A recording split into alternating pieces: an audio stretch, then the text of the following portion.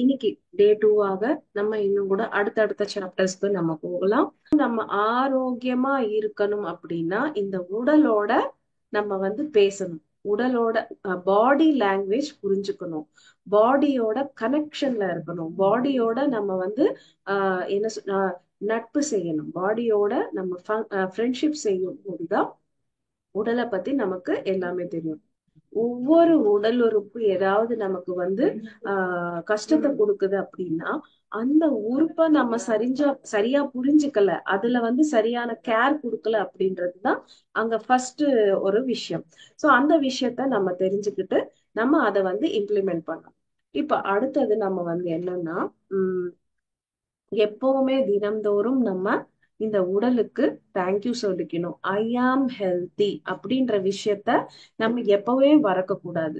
இன்னும் மூல சைத்தன்யம் அப்படின்றதுதான் நம்ம எல்லாருமே அந்த ஒரிஜினாலிட்டி, ரியாலிட்டி, அந்த ரியல் உண்மையான நம்ம நிலை என்ன அப்படின்னா ஆரோக்கியமான நிலை.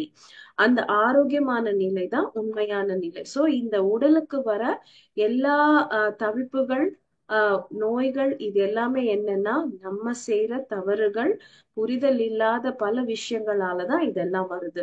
சோ அந்த புரிதலை நம்ம ஏத்துறோம்னா திரும்ப அந்த முழுமையான ஆரோக்கிய நிலையை நம்ம பெறலாம். இப்ப அடுத்தது உடல் ஒரு ஹோலோகிராம் அப்படின்னு சொல்றாங்க. சோ ஹோலோகிராம் அப்படின்றது என்னன்னா இந்த விஸ்வத்துல ஆஹ் நிறைய பௌதிகமான பிசிக்கல் சயின்டிஸ்ட், நிறைய வைத்தியர்கள், நிறைய ஆன்மீகவாதிகள், இவங்க எல்லாருமே என்ன சொல்றாங்கன்னா இந்த முழுமையான விஸ்வத்துல இருக்கிறது, இந்த விஸ்வத்துக்குள்ள இருக்கிற ஒவ்வொரு பொருளும் எல்லாமே இந்த ஹோலோகிராம் மாதிரி தான், இந்த ஹோலோகிராம் மாதிரி தான் ஒர்க் பண்ணுது அப்படின்னா இந்த 3D இமேஜ் அப்படின்னு சொல்றாங்க. இந்த ஒரு பிரின்சிபல்ஸ் பிரகாரமா தான் உலகத்துல இருக்கிற எல்லாமே ஒர்க் பண்ணுது அப்படின்னு சொல்றாங்க. இங்க பாத்தீங்கன்னா உலகத்துல இருக்கிற இப்போ எல்லா நம்ம எல்லாருமே அந்த திவ்ய சைத்தன்யங்கள். உலகத்துல இருக்க கிரகங்கள், யூனிவர்ஸ், இப்படின்னு நம்ம உலகத்துல இருக்கிற பல விஷயங்கள் நம்ம பார்க்கும்போது ஒவ்வொரு கிரகமும், ஒவ்வொரு யூனிவர்ஸும், ஒவ்வொரு இதுவுமே பாத்தீங்கன்னா அது தனித்தனியா இயங்குது. அதே நேரத்துல இந்த உலகத்துல இணைஞ்சிருக்கு. இப்போ அதே மாதிரிதான் நம்ம உடலும். நம்ம உடல்ல பாத்தீங்கன்னா பல அங்கங்கள் இருக்கு. பல அங்கங்கள் அது தன்னோட வேலையை செஞ்சுக்கிட்டே இந்த உடலோட இணைந்து ஒட்டி உருவாடுது. சோ இப்படி உலகத்துல இருக்கிற விஷயங்களும் இந்த மனுஷனுக்குள்ள இருக்கிற விஷயங்களும் இதே மாதிரி ஒரே மாதிரி இருக்கு அப்படின்னு இந்த மாதிரி சொல்றாங்க. ஆனா இப்போ இந்த ஹோலோகிராம் அப்படின்ற இந்த விஷயத்த கண்டுபிடிச்ச பிறகு இந்த உடல் கூட இந்த ஹோலோகிராம் பிரின்சிபல் பிரகாரம் தான் வேலை செய்யுது அப்படின்னு கண்டுபிடிச்ச அப்புறமா பல விதமான மர்மங்கள், பல விதமான விசேஷங்கள் எல்லாமே ஆராய்வுல தெரிய வந்தது. சோ இப்ப இந்த ஹோலோகிராம் அப்படின்னா என்னன்னு பாத்துக்கலாம். இப்ப ஹோலோகிராம் அப்படின்னா ஒரு லேசர் பீமை ரெண்டா பிரிச்சு நம்ம ஒரு பொருள் எடுத்துக்கணும், அந்த பொருளோட இமேஜ உருவாக்குறாங்க. அப்படின்னா ஒரு லேசர் பீம் ரெண்டா பிரிச்சு இப்போ ஒரு ஆப்பிள் இங்க வைக்கிறோம், இந்த ஆப்பிள் மேல அந்த பீம் ஒண்ணு போகுது, இன்னொன்னு ஒரு மிரர் வைக்கிறாங்க, அந்த மிரர்ல அது ரிஃப்ளெக்ட் ஆகுது. ஒண்ணு ஆப்பிள் மேல, ஒரு மிரர் மேல, இந்த ரெண்டுமே சேர்ந்து திரும்ப இணைந்து அந்த ஹோலோகிராம் மிரர் அதுல பிலிம்ல ப்ரொஜெக்ட் ஆகுது. சோ ப்ரொஜெக்ட் ஆகும்போது என்ன ஆகுது, இந்த ஆப்பிளோட 3D இமேஜ் அங்க உருவம் ஃபார்ம் ஆகுது. அப்படின்னா இப்போ ஒரு பொருள், நீங்க ஆப்பிள் நம்ம எடுத்துக்கிட்டோம், இந்த ஒரு ஆப்பிள் நீங்க ஒரு ஆப்பிளாக அங்க 3D இமேஜ் வருது. சோ அப்படின்னா அங்க அங்க பொருள் இல்ல, பட் ஆனா உருவம், அந்த இமேஜ் அங்க ஃபார்ம் ஆகுது. இப்போ ஒரு ஆப்பிள நீங்க ஒரு இமேஜா ஆக்கலாம், 10 ஆக்கலாம், 20 ஆக்கலாம், எப்படி வேணா நீங்க அத அந்த ஹோலோகிராம்ல நீங்க அத்தனை இமேஜஸ் கொண்டு வரலாம். அது பாக்குறதுக்கு நிஜமான ஆப்பிள்ஸ் மாதிரியே இருக்கும். ஆனா அதுக்கு நம்ம பாக்குறதுக்கு தான் அது அப்படி இருக்கு. பட் ஆனா அதை தொட முடியாது, உணர முடியாது, அதுல எந்த ஒரு சக்தி வலயமோ எதுவுமே ஒண்ணுமே இருக்காது. ஒன்லி அந்த ஹோலோகிராம் பிக்சர் அப்படின்னு சொல்றாங்க. இங்க பாத்தீங்கன்னா நம்ம உடல், நம்ம நம்ம இந்த பௌதிக உடல்ல நம்ம மனசு, நம்ம கண்கள் கூட இந்த ஹோலோகிராம் பிரின்சிபல் மாதிரி தான் வேலை செய்யுது அப்படின்னு சொல்றாங்க. ஆஹ் அந்த இப்ப கண்கள் வந்து ஒரு விஷயத்த பாக்குது. இந்த கண்கள் பாக்குற அந்த விஷயம் வந்து ஒரு ஒளி அலைகளாக கண்கள்ல போயிட்டு அது பிரெயினுக்கு வந்து அந்த சிக்னல் போய் சேர்ந்து அந்த பிரெயின் வந்து இது இந்த ரூபம் அந்த ரூபம் அப்படின்னு சொல்லும் போது பௌதிகமா நம்ம அந்த ரூபங்களை நம்ம பாக்குறோம். இதுவும் ஒரு ஹோலோகிராம் மாதிரி தான் அப்படின்னு சொல்றாங்க. இப்ப இங்க என்ன சொல்ல வராங்க அப்படின்னா இந்த எல்லாமே வந்து கண்ணோட்டம் அப்படின்றாங்க. ஆஹ் நம்ம கண்ணோட்டம் இங்க நான் இப்ப சொன்னேன் இல்லையா, கண்ணால நம்ம ஒண்ணு பாக்குற அது வந்து காந்தி ரூபத்துல உள்ள போயிட்டு பிரெயினுக்கு அந்த சிக்னலை கொடுத்து இது இந்த பொருள், இது புத்தகம், அது வந்து டிவி, இது வந்து ஒரு அறை, இங்க வந்து ஒரு சோஃபா இருக்கு, அது இருக்கு, இப்படின்னு இந்த பிக்சர் ஒவ்வொரு பொருளை வந்து ஐடென்டிஃபை பண்றது இப்படிதான் இந்த கண்கள் வந்து ரிசீவ் பண்ணி பிரெயினுக்கு சிக்னல் அனுப்பி அந்த சிக்னல் மூலியமா நம்ம அந்த பொருளை வந்து ஐடென்டிஃபை பண்றோம் அப்படின்னு வந்து சொல்றாங்க. இது ஹோலோகிராம் பிரின்சிபல் அப்படின்னு சொல்றாங்க. இங்க வந்து நமக்கு இத பத்தி எப்படி நம்ம புரிஞ்சுக்கணும் அப்படின்னா நம்ம உடலுக்குரிய விஷயங்கள்ல நம்ம எப்படி இத வந்து இம்ப்ளிமெண்ட் பண்ணணும், எப்படி ஆத்தர் வந்து இத சொல்றாங்க அப்படி நம்ம மனசுல ஒரு சிப் அப்படின்னு சொல்றாங்க, ஹோலோகிராபிக் பிலிம் சிப் இருக்கு அப்படின்னு சொல்றாங்க. இது மைக்ரோ சிப் அப்படின்னு சொல்றாங்க. அந்த மைக்ரோ சிப் என்ன அப்படின்னா மூல சைத்தன்யத்தோட முழு ப்ளூ பிரிண்ட் அப்படின்னு சொல்லலாம். அப்படின்னா மூல சைத்தன்யம் என்னவா இருக்கு அது கம்ப்ளீட் அந்த பிக்சர், அதுதான் ஹோலோகிராம் பிக்சர்னு சொல்லுவோம். அந்த கம்ப்ளீட் பிக்சர் நம்ம மூளையில இருக்கு. அதுதான் வந்து இங்க மைக்ரோசிப் அப்படின்னு சொல்றாங்க. சோ அந்த மைக்ரோசிப் அங்க இருக்கு அப்படின்னா இந்த யூனிவர்ஸ் எல்லாமே நமக்குள்ள இருக்கு.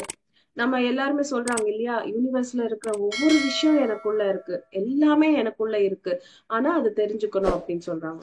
பட் எல்லாமே நமக்குள்ள இருக்கும்போது நம்ம ஏன் இன்னும் இது தெரியல அது தெரியல, இப்படி இருக்கு அப்படி இருக்கு, எனக்கு இது புரியல அப்படின்னு வந்து நம்ம நினைக்கிறோம்னா திரும்ப இங்க நம்ம புரிஞ்சுக்க வேண்டியதுன்னா கண்ணோட்டம்.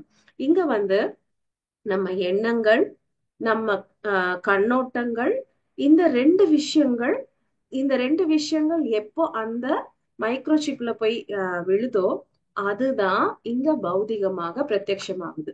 அப்படின்னா இங்க ஒரு இந்த பிரெயின்ல வந்து அந்த மைக்ரோசிப் இருக்கு. மைக்ரோசிப்ல யூனிவர்ஸ்ல இருக்கிற எல்லா நாலெட்ஜும் குவிஞ்சிருக்கு.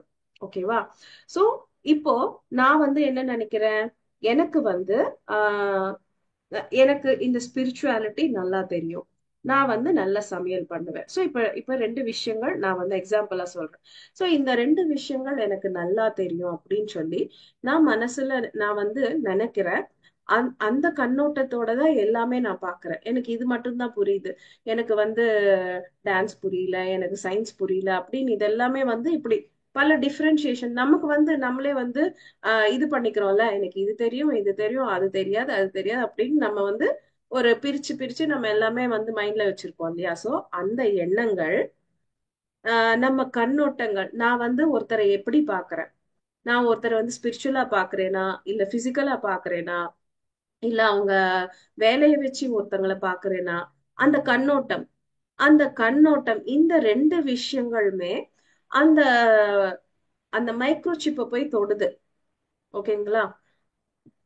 இந்த உணர்வுகள், இந்த எண்ணங்கள், இந்த கண்ணோட்டங்கள், இது எல்லாமே அந்த மைக்ரோசிப் போய் தொடும்போது இதுக்கு சம்பந்தப்பட்ட விஷயங்கள் மட்டும் இங்க டிரான்ஸ்பர் ஆகி வெளிப்புறமாக அது வந்து பிரதிபலிக்குது. சோ இப்படிதான் நம்ம விஷயங்கள் எல்லாமே இங்க வந்து நடந்துகிட்டு இருக்கு. இங்க சொல்லணும்னா அந்த முழுமை, கம்ப்ளீட்னஸ், அந்த பரிபூர்ணத்துவம், அந்த பியூரிட்டி, இது எல்லாமே அந்த சிப்ல இருக்கு, மைக்ரோ சிப்ல இருக்கு. அது அப்படியே பிரதிபலிக்குது. அண்ட் இன்னொரு விஷயம் நம்ம என்ன புரிஞ்சுக்கணும்னா மைண்ட்ல எப்படி இந்த மைக்ரோ சிப் இருக்கோ அதே மாதிரி நம்ம உடலுக்குள்ள இருக்கிற ஒவ்வொரு அணுலையும் அந்த மைக்ரோ சிப் இருக்கு. ஒவ்வொரு அணுலையும் அந்த சோர்ஸோட ப்ளூ பிரிண்ட் இருக்கு. அதே மாதிரி இப்ப நான் சொன்ன மாதிரி நம்ம எண்ணங்கள், நம்மளோட கண்ணோ கண்ணோட்டங்கள், நம்ம உணர்வுகள், இது எல்லாம் தான் இந்த நம்மளோட செல்ஸ், இந்த ஒவ்வொரு அணுவையும் தூண்டுதல் செய்யுது. நான் என்ன நினைக்கிறேனோ அது அங்க போய் உட்காருது. இப்ப நான் ஆரோக்கியமா இருக்கேன், ஐ ஆம் ஹெல்தி அப்படின்னு நான் நினைக்கிறேன்னா, அதுதான் அந்த ஒரு செல்ல போய் உட்காருது, ஒரு அணுவுல போய் உட்காருது. அது எப்போ அந்த நான் சொன்ன இந்த விஷயத்த ரிசீவ் பண்ணுதோ, அது உண்மையாக்குது. நம்ம மனசும் சரி, நம்ம உடம்புல இருக்கிற ஒவ்வொரு அணுவும் சரி, இப்படிதான் செய்யுது. சோ இப்படி நம்ம சொல்லும் போது இங்க என்ன ஆகுது, ஒரு செல் கிட்ட நான் ஆரோக்கியமா இருக்கேன், இப்ப தலைவலி இருக்கு, பட் ஆனாலும் எனக்கு ஒண்ணுமே இல்லை, நான் ரொம்ப ஆரோக்கியமா இருக்கேன், எனக்கு நான் ரொம்ப ஹாப்பி மைண்டோட இருக்கேன் அப்படின்னு சொல்லும் போது, அந்த ஒரு சிக்னலை அந்த ஒரு விஷயத்த எப்போ அந்த மைக்ரோசிப் ரிசீவ் பண்ணுதோ, அங்க என்ன ஆகுதுன்னா, இப்போ நான் இங்க ஆரோக்கியமா இருக்கேன்னு சொல்லிட்டேன் இல்லையா, அங்க வலி இருக்கு அப்படின்னா அதுக்கேத்த மருந்து அந்த மைக்ரோசிப்பை ரிலீஸ் பண்ணும். எந்த மருந்து இங்க எவ்வளவு குவான்டிட்டி நான் இங்க வைக்கும் போது இது திரும்ப நல்ல ஹெல்தி ஹெல்தி மைண்டா ஆகுது அப்படின்னு அதுக்கு அதுக்கு தனக்கு தானாகவே தெரியும். சோ அப்போ நான் சரியான அந்த எண்ணத்தை அங்க வைக்கும் போது அங்க இருக்கிற நோயை சரியான மெடிசன், சரி இவ்வளவு அளவுக்கு கொடுக்கணும், எந்த மெடிசன் கொடுக்கணும்ன்றது அந்த உடல், அந்த மைக்ரோசிப் உருவாக்கி, அப்படின்னா மூலப்பொருள் அந்த மருந்தை உருவாக்கி அந்த இடத்துக்கு கொடுக்குது. சோ அப்போ அங்க ஆரோக்கியமா ஆகுது. இதே மாதிரிதான் உடல்ல இருக்கிற ஒவ்வொரு விஷயமும், ஒவ்வொரு அணுவும் நம்ம சொல்றதுதான் அங்க ரிசீவ் பண்ணுது. அதனால நம்ம சரியான விஷயங்கள் நம்ம நினைக்கிறது, நம்ம எண்ணங்கள் தூய்மையா இருக்கணும், நம்ம கண்ணோட்டங்கள் தூய்மையா இருக்கணும். நான் இப்ப ஒரு விஷயத்த நான் பாக்குறேன், ஒரு நபரை பாக்குறேன், ஒருத்தரோட பேசுறேன், ஒருத்தரோட இது பண்றேன் அப்படின்னும் போது அவங்களோட நான் கரெக்டான கண்ணோட்டத்துல நான் பேசுறது, கரெக்டான விஷயங்கள் நான் செய்யும் போது அந்த கரெக்டான விஷயம் அந்த மூலப்பொருள், அந்த மைக்ரோசிப்க்கு கனெக்ட் ஆகும் போது அதேதான் திரும்ப வெளியே பிரதிபலிக்குது. சோ இந்த சிம்பிள், இந்த டெக்னாலஜி, இந்த சிம்பிள் ஒரு விஷயத்த நம்ம புரிஞ்சுக்கிறோம். இப்ப நான் இது சொல்றேன், இங்க இருக்கிற இத்தனை பேர்ல ஒருத்தர் இது சரி அப்படின்னு நம்புறாங்கன்னு வச்சுக்கோங்க. அப்போ அவங்களுக்கு அந்த மைக்ரோசிப் சரின்ற விஷயத்த ரிசீவ் பண்ணி அந்த சரியானதே கொடுக்கும். ஒரு சிலர் என்னமோ சொல்றாங்க, சரி கேட்டுக்கலாம் அப்படின்னு அவங்க லேசா எடுத்துக்கும் போது அந்த மைக்ரோசிப் அதே மாதிரிதான் எடுத்துக்கும். நீங்க எவ்வளவு ஆர்வமா இந்த விஷயத்த நான் நம்புறேன், பரிபூர்ணமா நம்புறேன், நான் என்ன நம்புறேன், சரி இந்த ஒரு விஷயம் எனக்கு இத்தனை நாளா தெரியல, இப்போ தெரிஞ்சிருக்கு, இப்ப நான் இதை நம்பி நான் இதை செய்யறேன், நான் எனக்கு இது பலனை கொடுக்கும் அப்படின்ற அந்த நம்பிக்கை, அதுதான் கண்ணோட்டம். இந்த கண்ணோட்டத்தை நீங்க மாத்தும் போது உங்களுக்கு அதுக்கு தேவையான விஷயங்கள் கரெக்டா நடக்குது. சரியான கண்ணோட்டம், நான் ரொம்ப அற்புதமா இருக்கேன், நான் ஆரோக்கியமா இருக்கேன், நான் ரொம்ப அபுண்டன்ஸோட இருக்கேன் அப்படின்ற விஷயம் நீங்க நினைக்கிறீங்க அப்படின்னா அதேதான் வரும். சோ இப்ப நம்ம சரியா வாழல, ஒரு வீட்டுல பிரச்சனை, ஒரு எல்லாரோட பிரச்சனை, நமக்கு காசு பத்தல, அது பத்தல, சோ இந்த மாதிரி விஷயங்களே ரிப்பீட்டடா நீங்க இது பண்ணிக்கிறீங்க அப்படின்னா, நான் ஆரோக்கியமாவே இல்ல, நான் செலுத்தியா, நான் சம்ருத்தியாவே, நான் விருத்தியாவே இல்லை அப்படின்னு நீங்க நினைக்கிறீங்கன்னா அதேதான் அங்க உள்ள போய் ரெக்கார்ட் ஆகுது. ரெக்கார்ட் ஆற விஷயம் தான் வெளியே பிரதிபலிக்குது. இங்க என்னன்னா மைக்ரோ காஸ்மோஸ், மைக்ரோ காஸ்மோஸ் அப்படின்னு சொல்றாங்க. மைக்ரோ அப்படின்னா இங்க என்ன பிரதிபலிப்பு, இப்ப நான் இங்க வெளியே தெரியறேன் அப்படின்னா இதோட மூலப்பொருள் என்னோட சூக்ஷ்மத்துல இருக்கு, சூக்ஷ்மத்துல இருக்கிற விஷயம்தான் ஸ்தூலத்துல தெரியுது. ஸ்தூலம் அப்படின்னா இந்த பிசிக்கல் பாடி. இப்போ இங்க நீங்க இப்போ சூக்ஷ்மத்துல இருக்கிறது கரெக்டா இருக்கும்போது ஸ்தூலத்துல அது பிரதிபலிக்குது. இங்க நீங்க கரெக்ட் பண்ணணும் அப்படின்னா என்ன செய்யணும், சோ இங்க இங்க நீங்க கரெக்டான இன்ஃபர்மேஷன் கொடுக்கும்போது அது ஸ்தூலத்துல போகணும். இங்க மெயின் இன்ஃபர்மேஷன் என்னன்னா ஸ்தூலத்துல இருக்கிறது, சூக்ஷ்மத்துல இருக்கிறது தான் ஸ்தூலத்துல வருது. ஓகேங்களா? சோ இங்க நம்ம இங்க இருந்து இந்த இன்ஃபர்மேஷனை நம்ம உள்ள அனுப்பும் போதே ரொம்ப மிராக்குலஸா, வண்டர்ஃபுல்லா, ஹாப்பியா, ஹெல்தியா இதெல்லாம் நம்ம வந்து உள்ள அனுப்புறோம் அப்படின்னா, எப்போ நம்ம பாடி அந்த மைக்ரோசிப் ரிசீவ் பண்ணுதோ, அது ரிசீவ் பண்ணிடுச்சு அப்படின்னா இனி அதுக்கு வேற திருப்பமே இல்லை. அதுதான் நீங்க உண்மையாகுது. சோ நம்ம பலவிதமா வந்து பல பேர் வந்து சொல்றாங்க அது வந்து ஆஹ் என்ன சொல்றது, இப்ப நிறைய நம்ம மேனிஃபெஸ்டேஷன் சொல்றோம், நம்ம வந்து மனசுல வந்து நினைச்சுக்கிறோம், மேனிஃபெஸ்டேஷன் சொல்றாங்க. சோ இந்த புக்ல இந்த ஆத்தர் வந்து இன்னொரு டிஃப்ரெண்ட் கண்ணோட்டத்துல நமக்கு கொடுத்திருக்காங்க.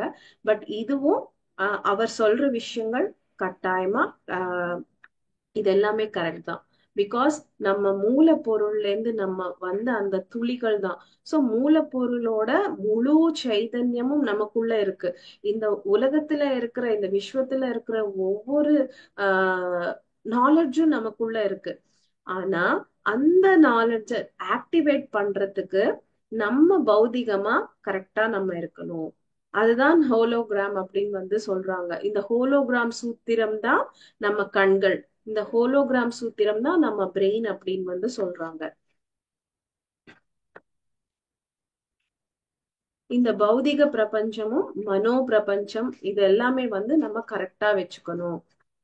இந்த மைக்ரோசிப் அப்படின்ற இந்த விஷயத்த நம்ம புரிஞ்சுக்கிட்டோம்னா உலகத்துல நீங்க என்ன வேணாலும் நீங்க சாதிக்க முடியும். அந்த கண்ணோட்டம் கரெக்டா இருக்கணும். அத இப்ப வந்து உம் ஒரு எண்ணம் வருது, அந்த எண்ணம் வந்து எப்ப நிறைவேறும்னா அந்த எண்ணத்துக்கு ஆஹ் நீங்க ஃபீலிங்ஸ் கொடுத்து அது வந்து உணர்வுகளா மாறும் போதுதான், அந்த உணர்வுகளா மாறும்போது இப்ப வந்து நான் வந்து ரொம்ப சந்தோஷமா இருக்கேன் அப்படின்னும் போது என்ன ஆகுது, உடலுக்குள்ள ஒரு சில வைப்ரேஷன்ஸ் வருது. அதெல்லாம் என்னன்னா கெமிக்கல் ரியாக்ஷன்ஸ். இந்த உணர்வுக்கேற்ப கெமிக்கல் ரியாக்ஷன்ஸ் உள்ள எப்படி வருதோ, சோ அந்த உணர்வு நீங்க சரியான உணர்வு கொடுக்கும் போது சரியான கெமிக்கல் ரியாக்ஷன் பாடியில வருது. அந்த உணர்வு ரொம்ப கோவமாக, பொறாமை, இந்த மாதிரி உணர்வுகள் நீங்க வந்து கொடுக்குறீங்கன்னா உடல்ல தேவையில்லாத கெமிக்கல் ரியாக்ஷன் ஆகுது. அப்படின்னா இப்போ நீங்க வந்து கோவத்துல இருக்கீங்க, ஒரு 10-15 நிமிஷம் கோவம் அப்படின்னா இட்ஸ் ஓகே. நம்ம வந்து ஒரு நாள், 2 நாள், 3 நாள் அந்த கோவத்தை தொடர்ந்து நம்ம செய்யறோம்னா தொடர்ந்து நம்ம உடலுக்கு தேவையில்லாத கெமிக்கல் ரியாக்ஷனை கொடுத்துட்டே இருக்கோம். சோ ஒரு கெமிக்கல் வந்து ஃபார்ம் ஆகும்போது, நல்ல கெமிக்கலா ஃபார்ம் ஆகும்போது உடல் ஆரோக்கியமா இருக்கும். அதே இந்த மாதிரி பேட் வைப்ரேஷன்ஸோட நம்ம தேவையில்லாத உணர்வு வந்து கொடுக்கும்போது தேவையில்லாத கெமிக்கல்ஸ் வந்து கிரியேட் ஆகும்போது அது என்ன ஆகுது, அப்போதான் உடல் உபாதிகள் உருவாகுது. சோ இங்க நம்ம ஃபுல்லா 24 ஹவர்ஸ் கோவத்துல இருந்துட்டு தலைவலி வந்துச்சு ஒரு மாத்திரை போட்டா மாத்திரையால போடுவாது. நீங்க வந்து ரொம்ப டென்ஷன் உங்க மைண்டுக்கு கொடுத்ததாலதான் தலைவலி வந்திருக்கு. சோ அப்ப நீங்க என்ன செய்யணும், அந்த டென்ஷன் வராம நீங்க வந்து கூலா இருக்கணும் அப்படின்றதுதான் இங்க பாடம். சோ இந்த மாதிரி ஒவ்வொரு விஷயத்துக்கும் ஒவ்வொரு பாடம் அதுக்கு பின்னாடி இருக்கு. அந்த பாடத்தை நம்ம கத்துக்கணும். சோ இதுதான் உடல் வந்து சொல்ற விஷயங்கள் நம்ம கேட்டுக்கணும். அதுவே வந்து இன்னொரு சின்ன எக்ஸாம்பிள் கூட இங்க சொல்றாங்க. நம்ம ரொம்ப க்ளோஸ் ஃப்ரெண்ட்ஸ், நம்ம ரொம்ப பிடிச்சவங்க கிட்ட வந்து நம்ம ஒரு பார்வை அவங்க கிட்ட இப்படி பாக்குறோம். ஒரு பார்வையிலேயே அவங்க வந்து என்ன சொல்ல வராங்க, அவங்க உணர்வு, அவங்க ஃபீலிங் வந்து நமக்கு இங்க புரியுது. சோ அந்த மாதிரி ஒரு ஃப்ரெண்டு கிட்ட, ஒரு பிடிச்சவங்க கிட்ட இருக்கிற அவங்க உணர்வு எப்படி ஈஸியா நமக்கு புரியுதோ, அந்த மாதிரி ஃப்ரெண்ட்ஷிப் நம்ம உடலோட நம்ம செய்யணும். அந்த மாதிரி ஒரு நட்பு, அந்த மாதிரி ஒரு பாசம், நேசம் நம்ம உடலோட நமக்கு இருக்கும்போது உடலுக்குள்ள எந்த அசைவானாலும் எந்த விஷயங்களானாலும் நம்மளால உணர முடியும். உணர்ந்தாதான் அது வந்து நம்ம உடனே அதை வந்து அது கரெக்டானதானா நம்ம அதை ஃபாலோ பண்ணலாம், சரியா இல்லைன்னா அதை வந்து சரி பண்ணிக்கணும். சோ இதுதான் உடலோட பேச்சு. சோ உடலோட நம்ம ஃப்ரெண்ட்ஷிப் செய்யணும். தினமும் அந்த உடலுக்கு நம்ம தேங்க்யூ சொல்லிக்கணும், கிராட்டிடியூடோட இருக்கணும், கிராட்டிடியூட் காட்டணும். நம்ம நட்பு, அன்பு, பாசத்தை வந்து நம்ம நம்ம உடலுக்கு கொடுக்கணும். ஏன்னா நம்ம 24 ஹவர்ஸ், 24/7 வாழ்க்கை முழுக்க நம்ம யாரோட இருக்கோம், ஒவ்வொரு நொடியும் நம்மோட நாம இருப்போம். இந்த சுவாசத்தோட இருக்கோம், இந்த சுவாசத்தோட இணைந்து இருக்கோம், இந்த உடலோட ஒட்டி உறவாடுறோம். சோ ஃபர்ஸ்ட் நம்ம தேங்க் பண்ண வேண்டியது இந்த உடல், நம்ம மனம், நம்ம மூச்சு. இது எல்லாமே நம்ம உணரணும். நம்ம ஏதோ இந்த பிறந்துட்டோம், இது வாழ்றோம், நம்ம படிக்கணும், பெரியானோம், நம்ம கல்யாணம் பண்ணணும், நம்ம சம்பாதிக்கணும், செட்டில் ஆகணும், இதுதான் யோசிக்கிறோமே தவிர நம்ம கம்ப்ளீட்டா நம்ம யார் கூட இருக்கோம், நம்மளோட நாம இருக்கோம். சோ நம்மளோட நாம இருக்கிறோம் அப்படின்ற உணர்வு நமக்கு இருக்கணும். ஒவ்வொரு நொடியும் நம்ம பாடியோட ஃப்ரெண்ட்ஷிப் செய்யணும், அந்த ஃப்ரெண்ட்ஷிப் அப்படின்றது நமக்கு இருக்கணும். அதுக்கப்புறமா ஒவ்வொரு கணத்துலயும் நான் இப்ப சொன்னேன் எல்லா விஷயங்கள் இருக்கு அப்படின்னு. ஒரு சிலருக்கு பல விதமான நோய்கள் ஒரு சிலருக்கு ஏதோ ஒரு நோய் வருது, ஆனா அதுக்கு காரணமே தெரியாது. வித்தவுட் எனி இது அது என்னதான் செஞ்சாலும், டாக்டர் கிட்ட போனா போகாது, மருந்து கொடுத்தா போகாது, யார்கிட்ட போய் என்ன செஞ்சாலும் போகாது. சோ ஒரு சில அந்த மாதிரி நோய்கள் இங்க ஒரு எக்ஸாம்பிள் சொல்றாங்க. அவங்களுக்கு ஆத்தருக்கு தெரிஞ்ச ஒரு நபர் அவங்களுக்கு கொஞ்சம் குளிர் வந்தாலே உடல் எல்லாமே ரொம்ப என்ன சொல்றது, ரொம்ப ஒரு எரிச்சல் இரிட்டேஷன் ஒரு நமைச்சல் இந்த மாதிரி ரொம்ப ரொம்ப ஜாஸ்தியா கொஞ்சமான ஒரு குளிர்ச்சி வந்தாலே அந்த மாதிரி ஆயிடும். அவங்களுக்கு என்ன ஒரு மருந்து எதுவுமே வேலை செய்யவே இல்லை. சோ இங்க நம்ம நியூட்டன் சார் என்னன்னா பாஸ்ட் லைஃப் ரெக்ரெஷன் பண்ணுவார்.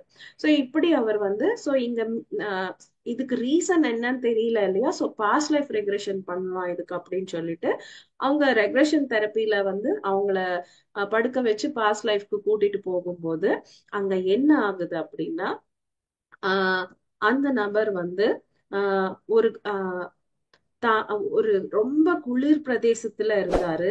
ஒரு பர்டிகுலர் இடத்துல அங்க நிறைய முள் இருந்தது. அந்த முள்ளுல விழுந்துட்டாரு. விழுந்துட்டு முள் எல்லாமே உடம்பு பூரா அந்த முள்ளு குத்துருச்சு. சொல்லணும்னா ஒரு 100க்கு மேல முட்கள் ஃபுல்லா உடம்புல இதாயிடுச்சு. அவங்க சரியான ஒரு நிலையில ஒரு இதுல இல்ல, டாக்டர் கிட்ட காட்டி ட்ரீட்மெண்ட் எடுக்கணும்னா அவங்களால முடியல, ஏன்னா ரொம்ப ஏழையா இருந்தாங்க.